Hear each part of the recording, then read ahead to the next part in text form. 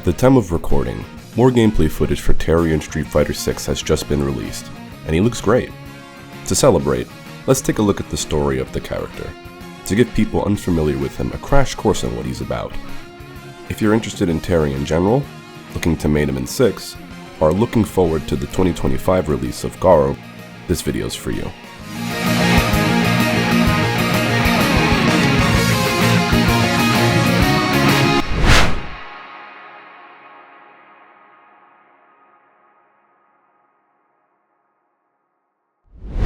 The best place to begin is actually Street Fighter, of all places.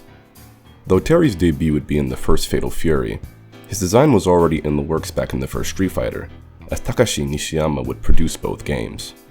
In an interview for the 2014 book The Art of Street Fighter by Udon, it stated that Hiroshi Matsumoto and Takashi Nishiyama had initially created a design for a Caucasian male protagonist, but decided against using the design in favor of a karate practitioner wearing a dogi. This character, of course, being the Ryu we're all familiar with. The aforementioned Caucasian character would appear in the form of Joe, a non-playable character who would go on to be the only Street Fighter I character to never make another appearance in the series. He's actually featured on the title screen, another sign of his intended role as the protagonist of the series.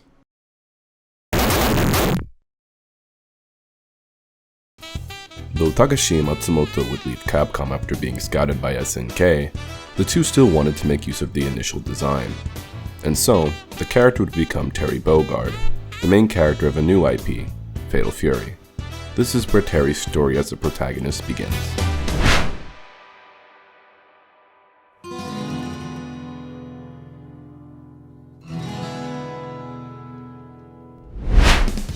Terry was an orphan, along with his brother Andy.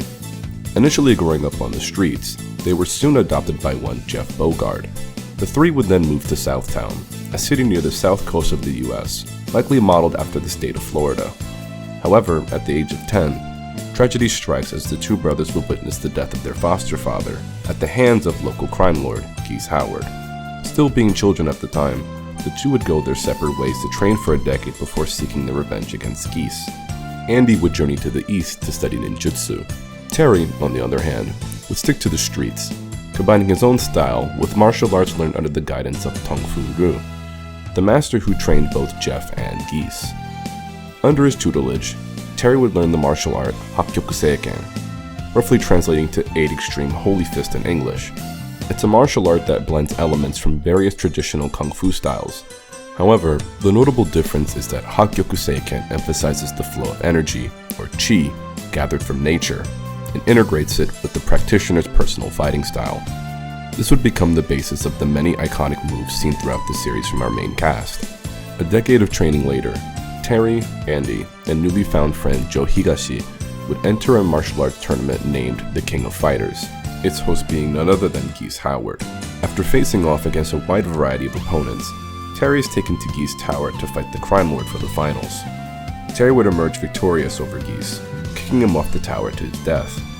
With his foster father avenged, the first chapter of Terry's journey was over.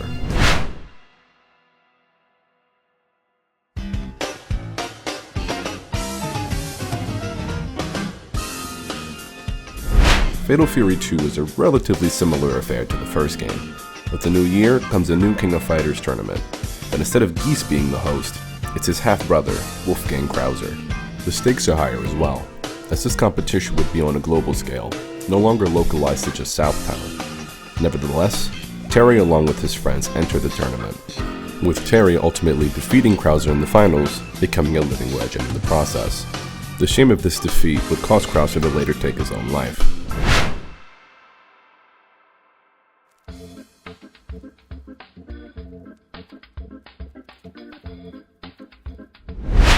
Fatal Fury 3 is where we see a more expansive story with more active characters.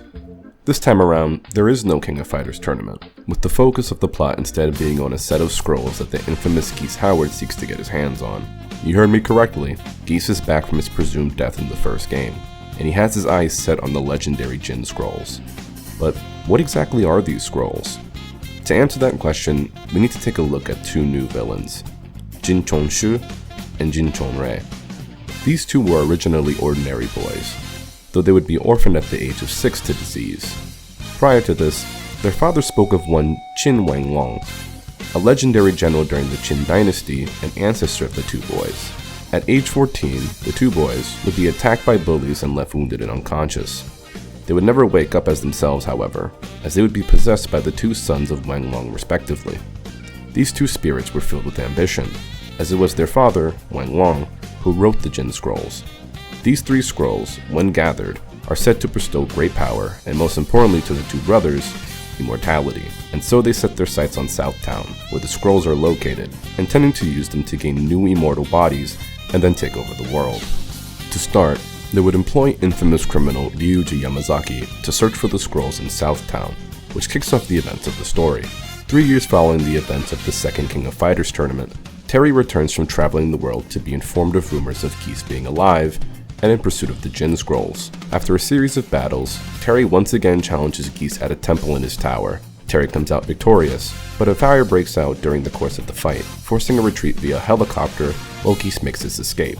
Terry then comes across Yamazaki brutalizing a previous opponent and promptly defeats him, but then is soon teleported away to Delta Park, where Jin Chunxu awaits. He demands the last scroll that should have been in Geese's possession.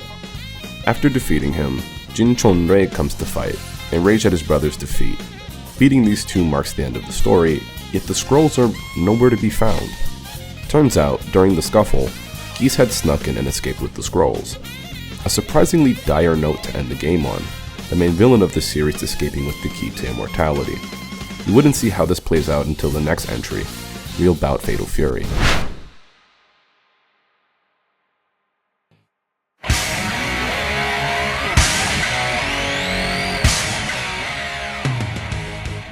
We're going back to the basics with this entry, another King of Fighters tournament hosted by Geese, another chance for Terry to take care of him. Terry makes his way through several different opponents before confronting Geese at his tower in the finals. If this is all sounding very familiar, know that the details of the tournament itself aren't nearly as important as what came before and what comes after. To start with what comes after, in true Fatal Fury fashion, Terry finishes Geese with a final blow that sends him flying out the window of the tower. Yet before the Crime Lord can take a very familiar fall, Terry grabs his hand. He has no interest in taking Geese's life. However, Geese's pride would never allow this. He slaps away Terry's hand, laughing as he gleefully falls to his now permanent death. This would mark the end of Geese Howard's presence in the story. Though, we see something interesting during the credits. Terry spending time with, and presumably raising, a young boy. You see, at some point after the events of Fatal Fury 3, Terry would encounter a young boy by the name of Rock Howard. By the last name alone, the significance of this should be clear, as this is none other than the son of Geese Howard. Terry has grown as a fighter and as a person over the course of his years of experience, and his relationship with his conflict with Geese had evolved with time. In the first game, Terry was in the tournament seeking nothing but revenge for the death of Jeff Bogard. This is shown in him mercilessly kicking Geese off the tower. Yet in Real Bout, he makes an effort to save Geese's life. Terry reflects that it wasn't right of him to seek nothing but vengeance against the Crime Lord, and that by the time of their final battle, it was more about settling a rivalry than anything else. That in many ways, Geese is responsible for the man he became, strength included, so it's fitting that Terry would go on to raise Rock, a way of compensating for the death of the boy's father, no matter what kind of man he was. Time goes on, however, and this would be shown in the next chapter of Terry's story.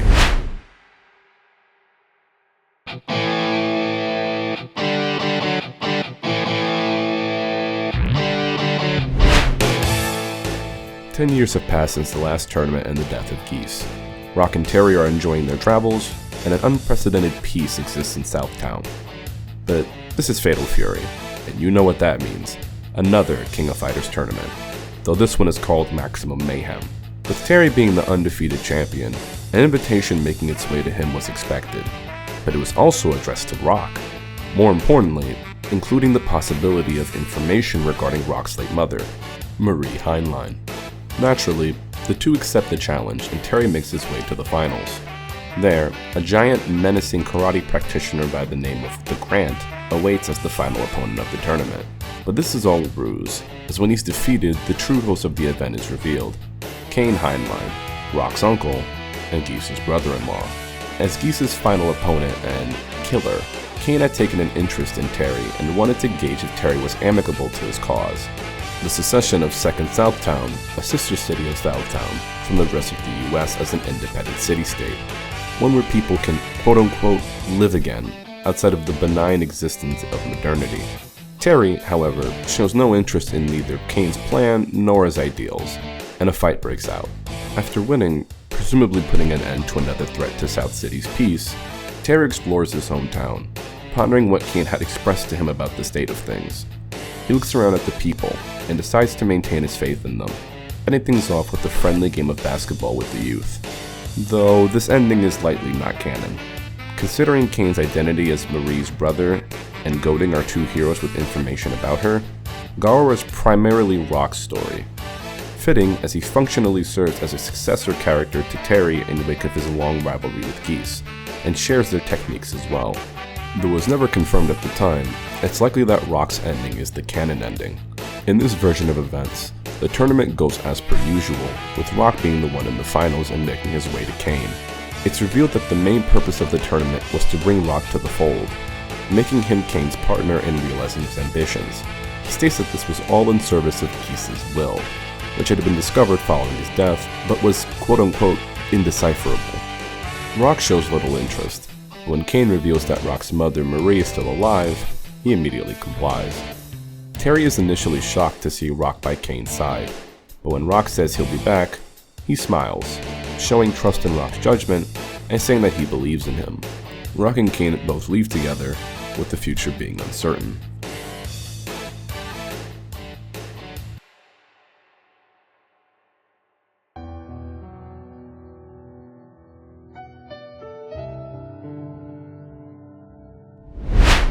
And that's all we know for now.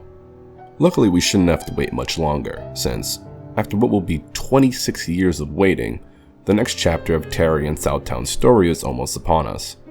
There aren't too many details in terms of story to discuss as of right now, though considering that the marketing material references a quote-unquote struggle for Geese Howard's legacy, it's safe to assume SNK is going with Rock's ending and Mark of the Wolves being canon. What does all of this mean? We'll see. For now, welcome to Street Fighter, Terry.